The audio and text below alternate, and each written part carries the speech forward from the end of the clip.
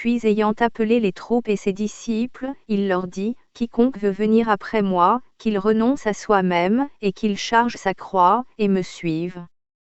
Car quiconque voudra sauver son âme, la perdra, mais quiconque perdra son âme pour l'amour de moi et de l'Évangile, celui-là la sauvera. Car que profiterait-il à un homme de gagner tout le monde, s'il fait la perte de son âme? Ou que donnera l'homme en échange de son âme? » Marc 8h34. Aujourd'hui nous vivons dans un monde qui nous pousse à regarder en permanence vers nous-mêmes, vers nos propres problèmes, nos désirs personnels, notre volonté, à faire des choses pour nous satisfaire nous-mêmes. Or sache ceci, qu'au dernier jour il surviendra des temps fâcheux.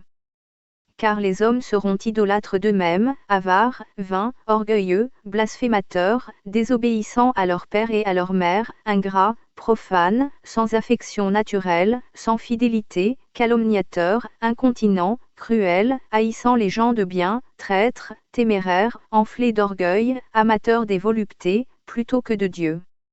2 Timothée 3, 1. Nous sommes effectivement à la fin des temps et les gens du monde vivent comme cela puisque malheureusement ce système maçonnique les pousse à être eux-mêmes des dieux avec leurs propres règles. L'influence est telle aujourd'hui que dans l'Église les hommes de Dieu sont majoritairement corrompus et ils prêchent un message doux aux oreilles des chrétiens afin que les églises se remplissent. Car le temps viendra auquel ils ne souffriront point la saine doctrine, mais aimant qu'on leur chatouille les oreilles, par des discours agréables ils chercheront des docteurs qui répondent à leurs désirs. 2 Timothée 4, 3. La majorité des messages véhiculés aujourd'hui ressemblent à « Venez à Jésus, vous serez bénis, vous aurez un mari ou une femme, votre salaire sera multiplié par 2 ou 3, venez vers Jésus et vous n'aurez plus de problèmes, plus de fin de mois difficiles, venez vers Jésus et vous aurez un 4x4, une villa et un travail. » Si nous n'avons d'espérance en Christ que pour cette vie seulement, nous sommes les plus misérables de tous les hommes. 1 Corinthiens 15h19. Voilà le message prêché par les hommes qui ont comme Dieu leur ventre, certains sont sincères mais influencés par les autres, ils conduisent le peuple de Dieu dans l'erreur. Car il en est plusieurs qui marchent en ennemis de la croix de Christ, je vous en ai souvent parlé, et j'en parle maintenant encore en pleurant.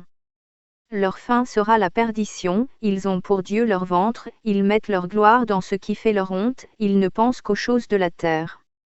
Philippiens 3h19.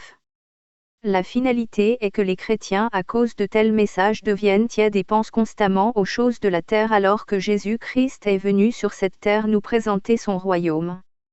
Alors quel doit être notre comportement en tant qu'enfants de Dieu? Porter notre croix chaque jour. Se séparer du monde, de la mentalité du monde, du péché, des œuvres de la chair. Galates 5h19. Vivre pour Christ et abandonner sa vie, ses plaisirs personnels, sa propre volonté, ou choix personnel sans chercher la volonté de Dieu, Jacques 4h13. Accepter le rejet, les moqueries, les insultes, pardonner, aimer. Vivre pour bénir les autres, les fortifier, être ambassadeur du royaume Éphésiens 6h20. Préférer Christ que sa propre vie, vivre pour le royaume, être vu comme fou à cause de l'amour de son nom 1 Corinthiens 4h10.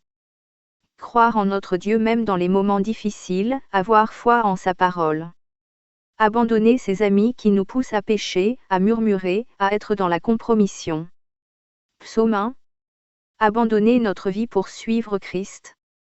Dans notre ancienne vie, on vivait comme selon les penchants de notre cœur, notre chair contrôlait nos pensées, nos actes, notre parole. Aujourd'hui nous avons la grâce d'être nés de nouveau par le Saint-Esprit. Dès notre conversion, nous renaissons, si quelqu'un est en Christ, il est une nouvelle créature. Les choses anciennes sont passées, voici, toutes choses sont devenues nouvelles. 2 Corinthiens 5h17. Nos anciennes mauvaises habitudes doivent changer non par obligation comme les religions nous l'enseignent mais parce que nous sommes en relation avec un Dieu vivant qui nous transforme de gloire en gloire et de victoire en victoire. Revenons vers la simplicité de l'Évangile et acceptons d'être vus comme misérables, fous, sectaires, intolérants, à contresens, incompris pour l'avancement du royaume de Dieu. Notre espérance est céleste, notre Dieu est réel, vivant, il agit encore, il sauve encore, il fait des miracles et des prodiges. Ce n'est pas une idole muette, sans vie, qui nous oblige à vivre pour être reconnus des hommes. Jésus-Christ revient bientôt.